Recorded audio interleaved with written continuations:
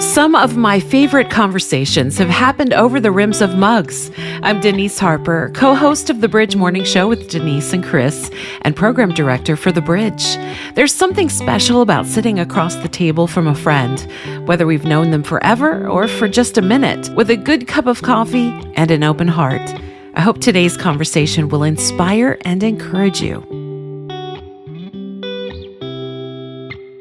Welcome to another episode of Over the Rims of Mugs. I'm your host, Denise Harper.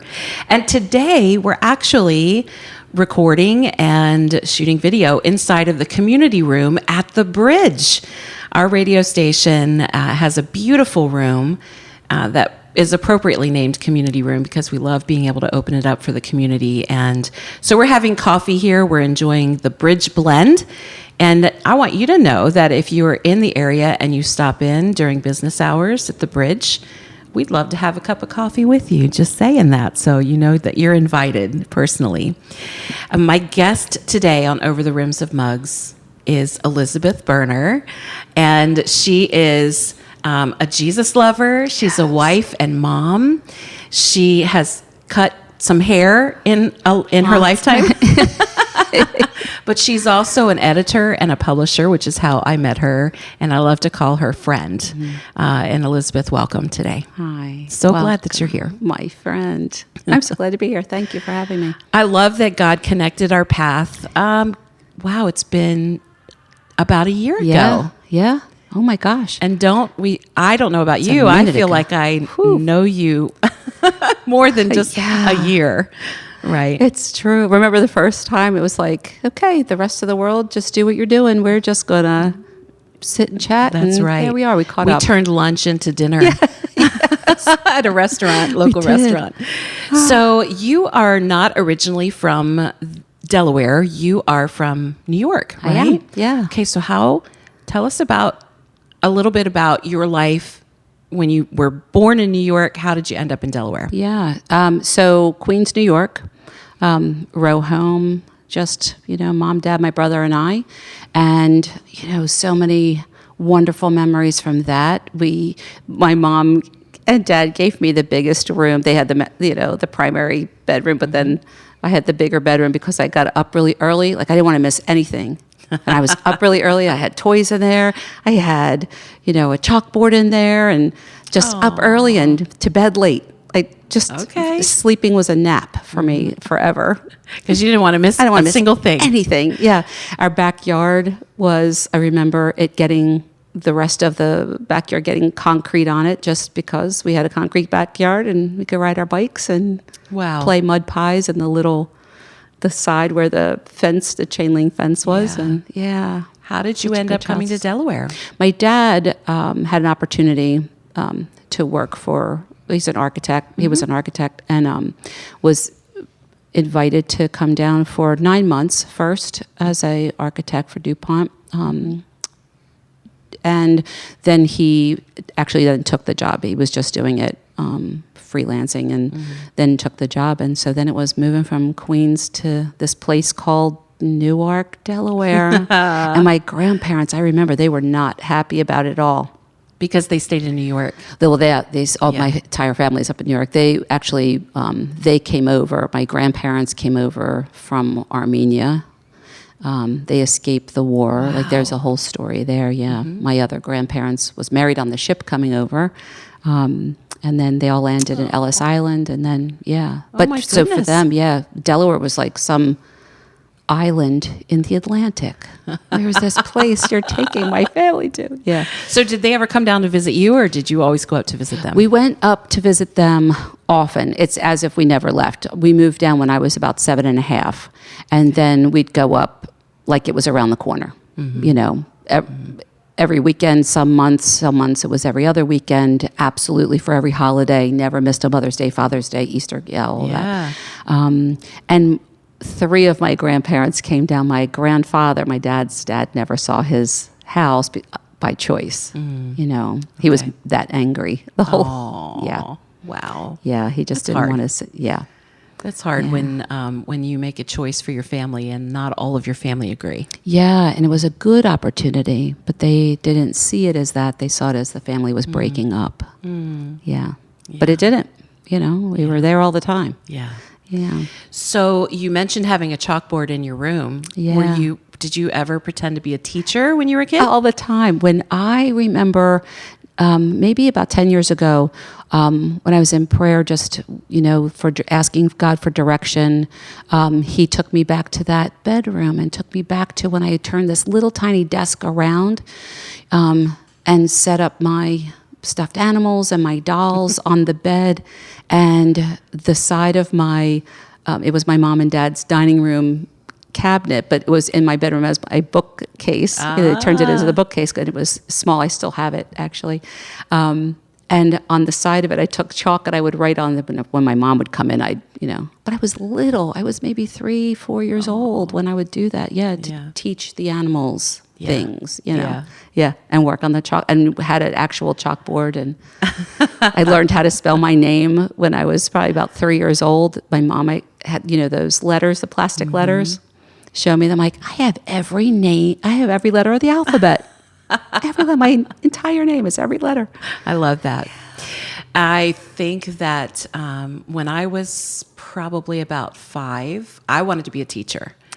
And we had a basement in our house, and my dad put a blackboard, a big giant blackboard, on the side of one of the walls, and set up a little card table for the teacher's desk. Yeah. And then I put the little chairs out, and I put all my stuffed animals and dolls in the chairs. And my mom said, because I did that for a number of years, I'd come home from school and I'd go down in the basement and I would mimic. She said I could always tell what type of teacher you had right from the beginning of the school year, because I would be mimicking the teacher that I was watching all day long in class. And I went for a number of years because I planned to be a teacher.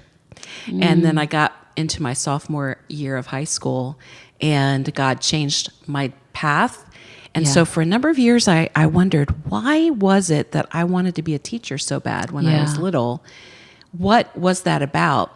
And then one day, when I was prepping to lead a life group and a girls' Bible study, and the Lord kind of reminded me of that time. Yeah. And I thought, that's why the teacher in me, it wasn't about teaching in school. Right. But it was about teaching and leading others, in studying in God's word. And that was just like a full circle moment for me. So I don't know if you've ever experienced anything like that. Yeah, I didn't know. I didn't know what that was because I hadn't been introduced to teachers as a little kid. Until I was in kindergarten, of course, but then that was 5. So it was a number of years later. So I didn't know where that came from. But I know years later when I started working at a corporate hair company that I taught, I just had that desire to share how stylists could make the most out of their day and how you don't have to live for just the tips. And because you're making commission, it's not just about I wanted to share that information. Yeah. Like, if I could do it, you could do it. Like, all you have to do is this, and all you have to say is this, and this is all I just wanted to share all of that. And so I had the opportunity to do it for a number of years. So you actually opened up several different salons. You had several running at one time? For myself personally, I opened my first salon, and then I moved to Philadelphia. So I'll back up just a little bit. So when I was 18, got married, moved to Philadelphia, to the Northeast. And then when I was 26, I had my daughter at 18. Okay. And then my son, I had him when I was 25. So he was about 9 months old when I opened my first salon. Wow. Yeah. And I did it because I was working for people who just didn't know what in the world. What are you doing? Yeah. So I just thought, well, I guess if you can open one, I can find out how to do this. And so I did. And did it, opened a salon. This really cute it was a wash and set salon for decades before I had purchased it. And then after that, I started, getting rid of the Aquanet on the tables and the hair dryers and let's do a blow dry instead of a wash and set, but still had wash and set women. So then I opened my second salon when I was 28. The first one did so well that it afforded me to open the second one, and that was up in Bensalem. Okay. Yeah. So we'll eventually get to the place where you become an editor and a publisher. Oh, yeah. But I wanted to hear some of your story about how God got you from one place to the other, because you didn't necessarily grow up going to church, right? Correct. Regularly. No. So tell me a little bit about that. What's your spiritual journey like? Yeah. So I was raised, so I'm Armenian, so I was raised Orthodox, and the church we went to on occasion, holidays, absolutely, wasn't an every Sunday thing, because where we lived in Newark, the closest Armenian church was in Pennsylvania, in Wynwood. And so we would go there as much as we could, but then I didn't go into Sunday school. We each had a Bible, but you didn't open the Bible. You didn't really talk about it. We knew God existed, yes, and we knew Jesus existed. We never talked about the Holy Spirit. But we knew God existed basically as he's going to get mad if. God will be mad if, yeah. But there was something inside that I just knew there's something different. When I was 8, I started hearing him, and I started getting words of knowledge at 8.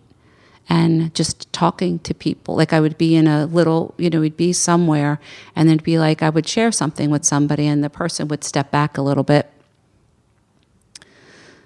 And it was, I didn't know what that was.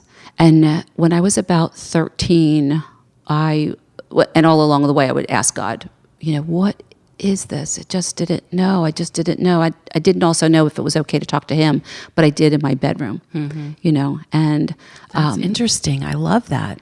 Yeah, I just didn't know. Because nobody actually told you. Nobody told me. And in my room, I could feel as if there was this angel in there, a presence in there, something in there all the time. Safe. I was safe when I could feel its presence. So I started talking out loud, praying. I thought you could only, we had a book that showed a little, it was a drawing of a little girl on her knees praying, and so I thought that's what you were just supposed to do. So I just would do that once in a while, yeah. But then I asked when I was about 13, to take that away from me. I don't know what it is. Because I didn't know what to do with it. Okay. And I was getting older, and I was hearing it, not like we're talking, but there's this knowing, yeah. And so then it was silent for just a little while until it came full force again when I was about 17, 18 years old, yeah. How did you come to know Jesus as your Savior and Lord? During my second marriage, so there was a first marriage, yes, 18 till 28. And then during my second marriage, I was in my 30s, later 30s, went to church. We went to church every Sunday. It was a Baptist church, and it was like a whole other world. People were standing up, falling down, saying stuff, like all kinds of, I was like, wow, something's happening. And that was in person. I saw things on TV, once in a while I read Joyce Meyer's and T.D. Jakes and things like that. I just wanted to know so much more. I felt like I was so far behind. And I remember talking to God about it, just saying, I'm so sorry that I'm so far behind, and just knowing Jesus. I remember as a real little kid when we went to the cathedral up in New York. This is just going to sound so silly, but oh well.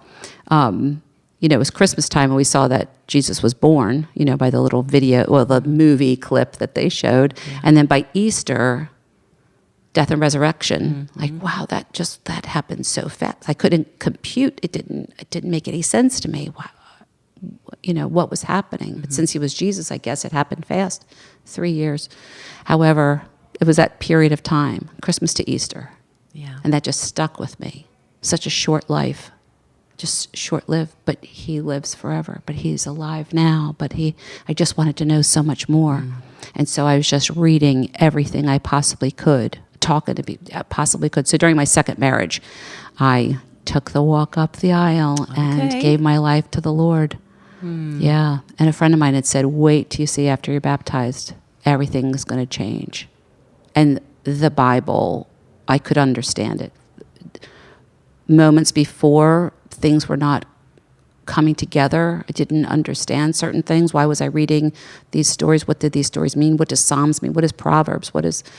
and then after I was baptized, I will tell you, it was like, thank you. Aww. Let's do this. Like, just show me more, show me more. Yeah, I was so thirsty, so thirsty. I just want to still, I would dive deep. Yeah. Deeper's not deep enough yet, you know. And I heard you say recently that what you were just saying, that you were feeling like you were so far behind. Yeah. That you were having to run to catch up with God and all that he wanted you to know. And I heard you follow that up by saying, you're not behind. Yeah. So tell us that. Yeah. A little bit of that story. I remember repenting. And I remember him saying, for what? And I'm so sorry that I'm so far behind, that I don't know you the way you probably want me to know you. And he said, you're right where I want you. You've been through a lot. You'll know me. I already know you. Yeah. And I didn't know what that meant until, you hear or you read I've known you before you were born. Then that thought of he knew me before. So you gave me humor. You gave me sassiness. You gave me tenacity. You gave me like these things that you gave me that together we get to polish up together. I'm not going to deny the person you've made me. I will let go of the things that I know are not of you. Show me how to break that off. Yeah. Help me break that off. Break it off for me. Break it off. It just, it changes from I'll do this to I need you to do this with me. Yeah. Yeah. Yeah. So what is quiet time like for you? Because I sense, and I'm sure that the listener is sensing, how deeply you love Jesus and that you love God with all your heart and you love his word. Yes. And I know that you're a journaler. Yes. And that you love to write down what you hear. Just share a little bit about how that happens for you. Yeah. So prior to moving, we just moved into Georgetown. Prior to moving, in any house that I've lived in, I've always had a little space. I didn't like writing in bed. I just felt it just wasn't the place. It just didn't feel right. And I would ask God, show me where I'm supposed to sit with you. Because if I propped up pillows in bed, I just wasn't comfortable. I wasn't able to receive or hear because my physical self would not be in the position to write well enough, long enough, hard enough. So I would I'd sit on the floor when I didn't have a little room or space for myself. Sometimes it would be in the car. I'd take my journal with me in the car and just go park in a parking lot somewhere and just sit and talk to him, and as if he was in the passenger seat, and I'd just sit and just be and just, and now I have a space, a room. At first I thought it was going to be the office, but I'm like, no, there's too much stuff around. Like, there's too many, I keep thinking, I got to finish this and I have to do this. But one of the bedrooms that we have in our house, we made it into a closet, and so there's a desk in there, and it's perfect. So in the middle of the night, because he wakes me up so many times, just a gentle nudge just to get up. And I remember at first it was like, really? Do you know what time it is? It's like 2:45. You know what kind of day I have? Can't we do this later? Please, come on. Or I would lay in bed and he'd start telling me something like, oh, that's really good. I'll remember that, go back to sleep, and then I would lose it the next day, and I just want to capture what he's telling me, the direction he's leading me, the prayers that he's answering in the quiet time. So when I sit with him, I just sit with my journal and my pen and my Bible and just sit and just say, good morning. So I'm here. I date everything. I put the time on everything. I've been doing that forever. And ever since I was a little kid, I've written. And the things just get more. Sometimes it's just, I don't even know what to say. I don't even know what to ask you. It's just thank you. Thank you for yesterday, and thank you for this moment. I'm here. What do you want to talk to me about? Show me what it is that I've either done that wasn't right, show me what you see in the direction I'm going. Show me the next steps. Why am I feeling anxious? Like even if a book isn't coming out in the timing that I think we should, or that I might have made a promise that I shouldn't have made. Show me what that is, and there's a peace that just is him, that I'll just start hearing words and I'll just start writing. I don't make sense of it. I just start writing it down. I don't have scripture memorized. I don't have books memorized or places to go. But sometimes he'll just say, Matthew. He'll say, I'll see a flash. Matthew 3:38. I'm like 3:38. I don't know if there's a 38 in here, but I'll write it down. Yeah. So if it's Matthew 3:38, then it's Matthew 3:3-8. Okay. So I'll look that up and I'll write that down. And there's so many times where that doesn't make sense to me. That scripture verse might not make sense to me until it does, until I ask him, show me what you mean by that. Because I don't understand how that fits into what we're talking about this morning or last night or last week or whatever that is. Or maybe you're showing me something that's coming up. Yeah. And he'll reveal it. It's just amazing. Even the things that I write about of what I'm charged with. This is on my heart, Lord. I don't know why I said this to this person, or I don't know why this came up, or why this situation is happening. And then he'll lead me to a scripture verse, or he'll say something to me that's, I understand. Mm-hmm. It wasn't me.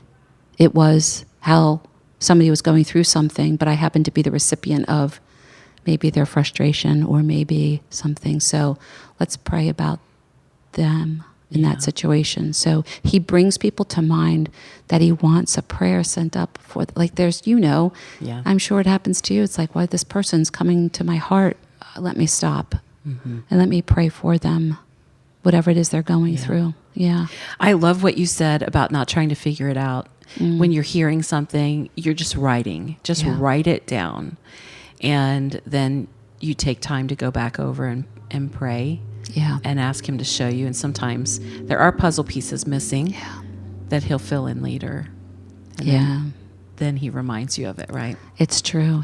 There's so many times he doesn't, all of the time, doesn't want to show me the end of it because I might not be able to handle it, or I might try to figure it out myself. And it's not about me figuring it out. It's about me taking a step. So I will share this with you, what I'm saying right now. So a long time ago, he said, what's your favorite cake? And I'm like, well, Entenmann's chocolate cake is my favorite cake. And he said, can you eat the whole thing? Well, I could eat. You've seen me, Lord, eat the whole thing. And he said, my word is a spoonful at a time. It's a spoonful. Take the spoonful. And just enjoy the spoonful. So just enjoy the moment. Don't keep looking for what's next or the next piece or the next spoonful. Just enjoy that spoonful. Because there's more to come. Yeah. I love that. Okay, so you were teaching others how to care for their own business or cutting hair and things like that. How did you go from that to editing and publishing? And your business name is Perfect Misfits, which I want you to share about as well. So tell us about that. Sure. So when I was in high school, I'll go back there. When I was in high school, I was the feature editor of our school newspaper for 3 years. Okay. Yeah. So that's where, besides the writing at home and on the side, making up stories, I'd make up stories you can't even imagine, right? and my grandmom and I would make up stories together. She would start, I would add, she would keep adding, around the kitchen table. And so I was feature editor for 3 years. I became a senior editor my senior year of high school. So I did editing, adding, going to add marketing. We'd have to sell the paper and everything too. So that's really where I got that bug. I just so enjoyed talking to people about their stories. I so enjoyed interviewing people. I so enjoyed hearing what they had to say. And the teacher that we had, Mr. Cook, he said, there's 1,200 kids out there. There's 1,200 stories. Go get one of them. Don't come back here into class without getting a story. Everybody has one. Yeah. So just asking, continuously. So from there, when I was 19, became a hairstylist because I had my baby. And I'm like, what am I doing? I can't do this all the time. Right. Yeah. You need money up front. Yeah. Right. Yeah. Can't do this forever. And I was married at the time too, but I just couldn't see myself as being a mom that just stayed home. So I went to school at night. We were living in Philly at the time. And again, still kept writing.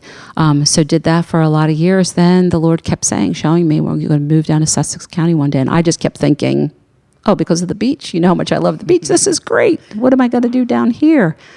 So the company I was working for actually had some salons down here, and I traveled. So I became a district leader. So I left my 2 stores and way down the road then started working for this company.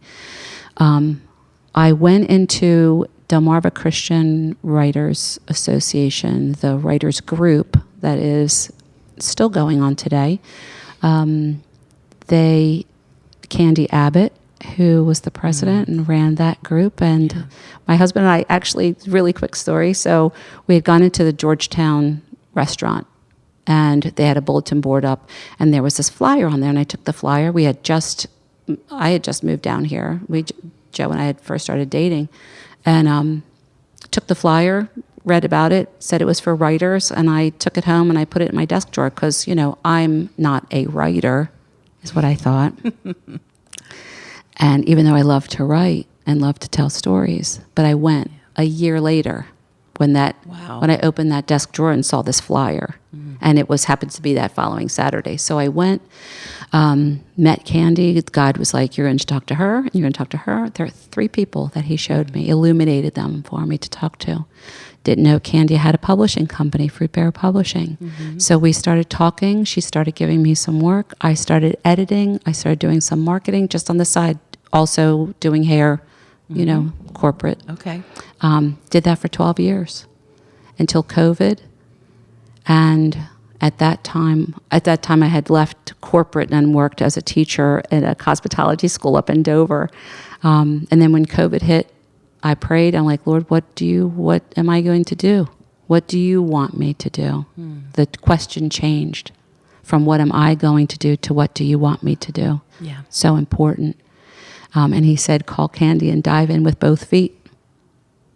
Wow. Yeah. So quickened my steps. I did acquisitions, did marketing, editing, talked to people about their stories, helped them sharpen their stories, help them write more. Yeah.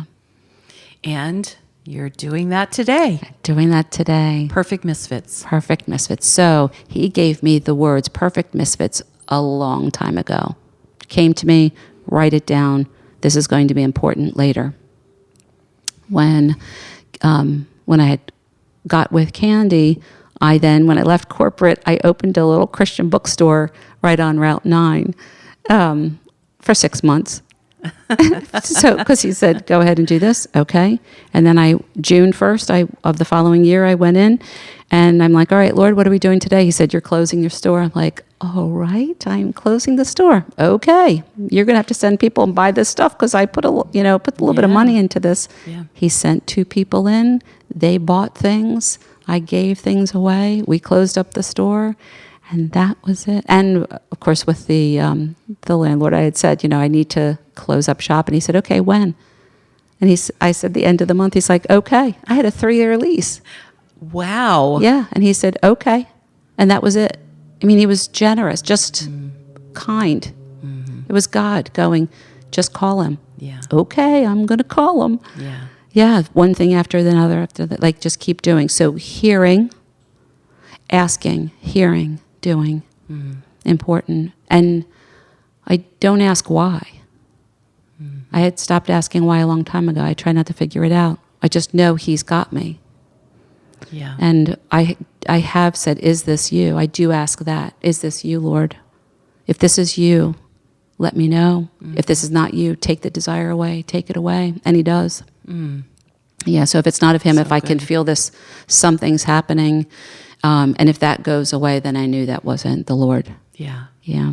So kept perfect Misfits. Love And it. yeah, Candy passed last January, and then we closed up Fruit Bear and all. And I just was like, oh, okay, Lord, what will you have me do? He said, well, you're going to publish. I'm like, nah, I think you have the wrong person. I don't think I'm supposed to be doing that. I think, is that you, Lord? And he's like, he just kept going. Yes, you're going to do that. Yeah. Yes, you're going to do that.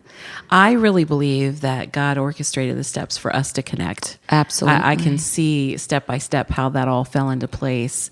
And your daughter works with you. Yes. So what does your daughter do? What role does she have? She prays with me. She does the layout of every book.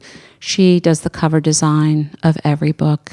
And she's just something else. Yeah. She's just so gifted and so talented. And that was something that the Lord gave me some years ago. I called her. I heard it. And I'm like, is it okay to tell her, Lord? Tell her. So I called her. And I said, I heard a word today. I want to share it with you. The Lord said that we're going to be working together one day. And she worked at Apple at the time. And she said, you're going to work for Apple?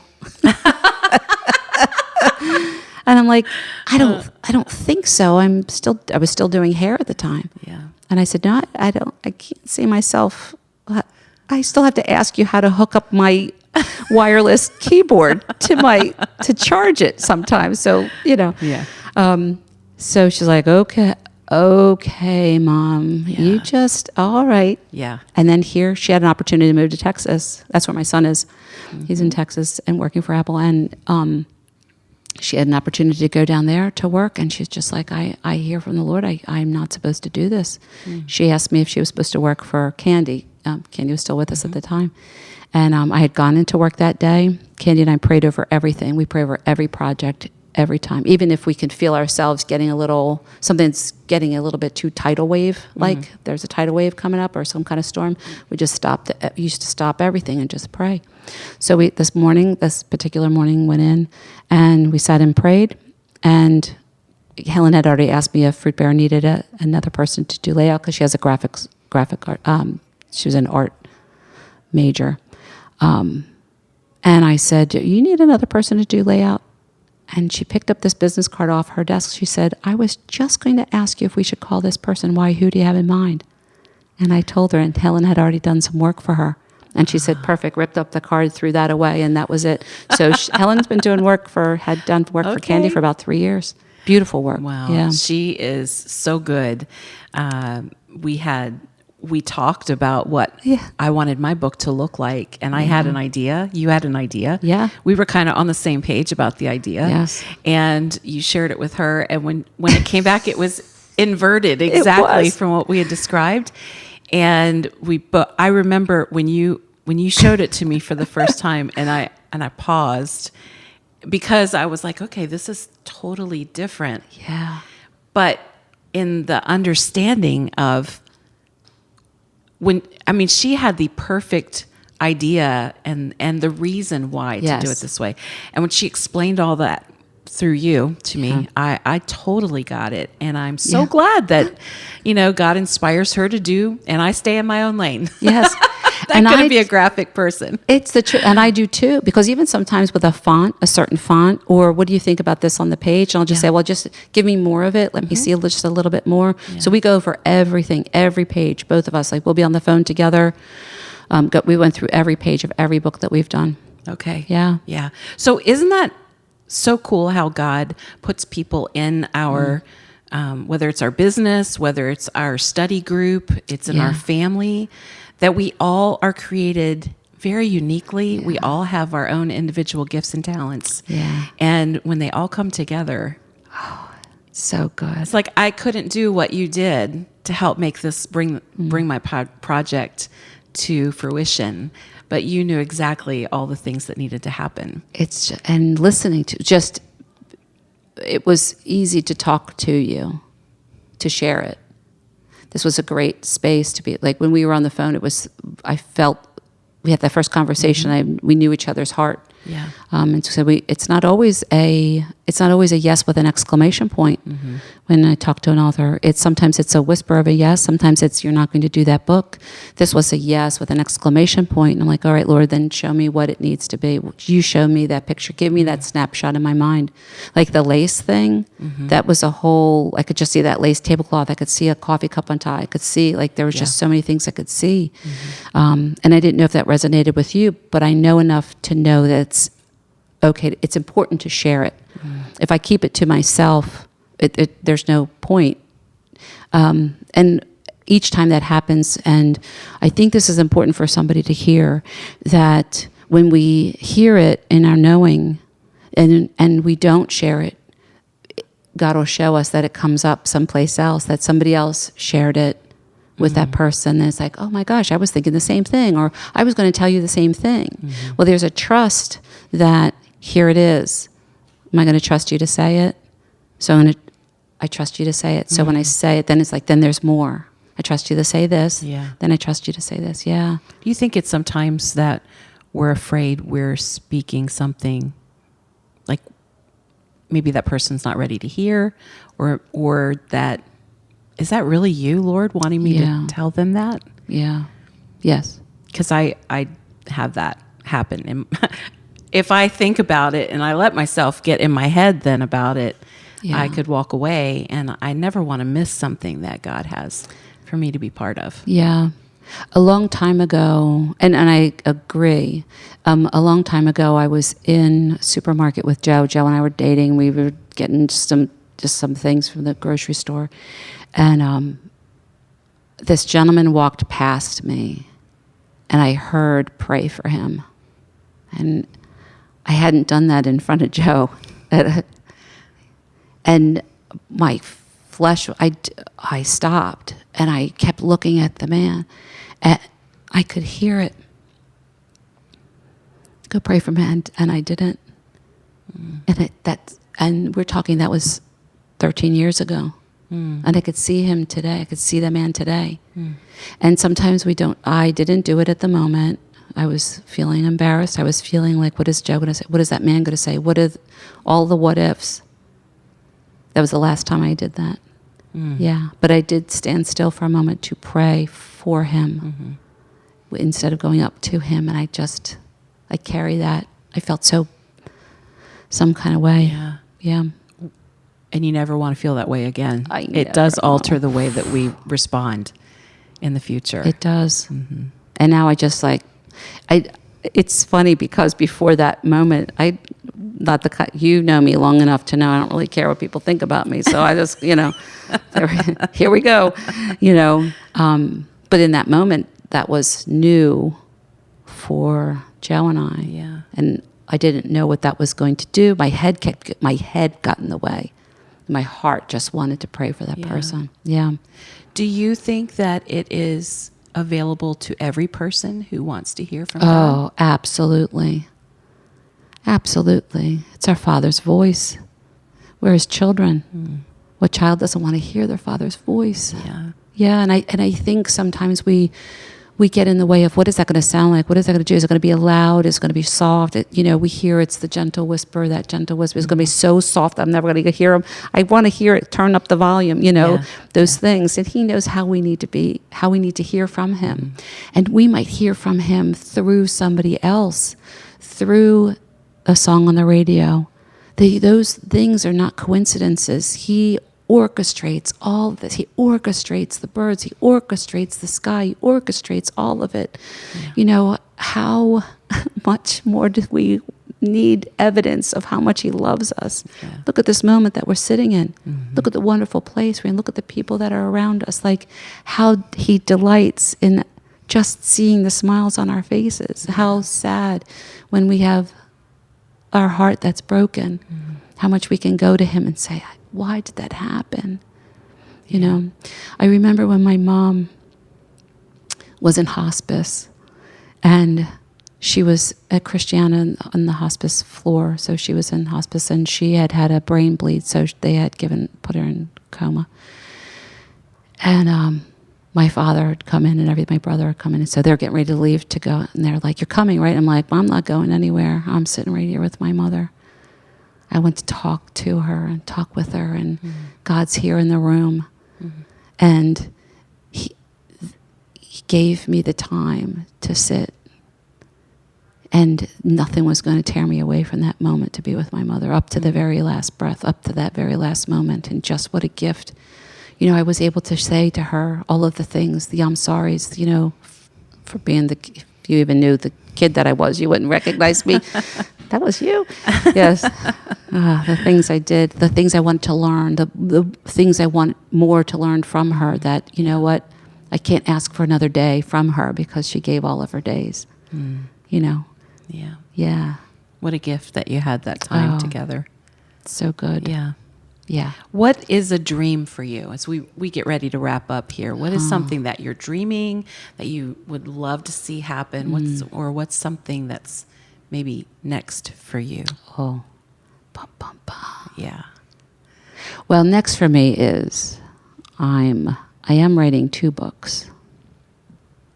Okay. So that's next for me. So the Lord's been like, okay, Elizabeth, you encourage others to write. Yeah. You think Study books, fiction. No, one is one is disguised as fiction. Okay. It's about the salon, life in the salon. Okay. And the other one is my husband's story. Yeah. And so so the Lord was having a chat with me not too long ago saying, okay, so you say you're going to carve out time. Are you going to carve out time? When are you carving out time? So that's the next step for me. Carving out time. Carving out time. Who edits the editor? I have a few other editors on our team. Yeah, I have a few. Yeah, because sometimes I'll write, I'm like, this is so great. And then I go back and read it. What in the world? What were you thinking? Yeah. That's my conversation every day. And isn't it so great, though, too? Because it sounds so good in our heads. It really does. And on paper, wow, look at all the pages I filled. But goodness gracious, why didn't you stop me, Lord, when I was in the middle of this? But he pulls out the nuggets. I hope, and I know that it's a one person at a time. Because I can share this. He showed me that it's not arenas. It's not about the big arenas. It's about the one at a time. Yeah. Because the one at a time go out to the one at a time. And I just pray that people hear with their hearts and just hear our Father's voice. Yeah. Yeah. And if they have a story to tell, just write it down. It's okay if it doesn't get published. It's okay if it doesn't. I mean, sometimes the stories are just for the others in your family to read. And don't be afraid that they're going to read it, because this is the person you are. This is who he made you to be. Yeah. And it's okay to write it down, even if it's for yourself, to get to know yourself even better through the eyes of the Lord. He just wants you to know yourself and how wonderfully you're made. That's so good. I recently heard from someone who was sharing her story with me, and she said, God's told me to write my story, but I don't know why anybody would want to read the story about my life. And I said, what I said to her, I would say to anyone who's kind of contemplating that is, if he told you to write your story, you write it, and you let him take care of the purpose on the other side of it. Yeah. You be obedient to what you're hearing him say. Yeah. Yeah. Absolutely. Yeah. You had asked me the question about perfect misfits. I'll just say that. The word, I've always felt like a misfit. I have never felt like I fit in anywhere and didn't know if I was supposed to. But I felt it was okay not to. And then the Lord said, and you're not, but you're perfect in my sight. So yes, you're a perfect misfit. Yeah. That makes total sense. Right? Yeah. And we all go together. Yeah. All right. Any last advice you want to give to the person who's listening today? The thing that comes to mind is that we talked the other day, people in the Bible, God spoke to the people in the Bible, and happens to be in the Bible. We're no different. We are his children also. Yeah. So just write it down.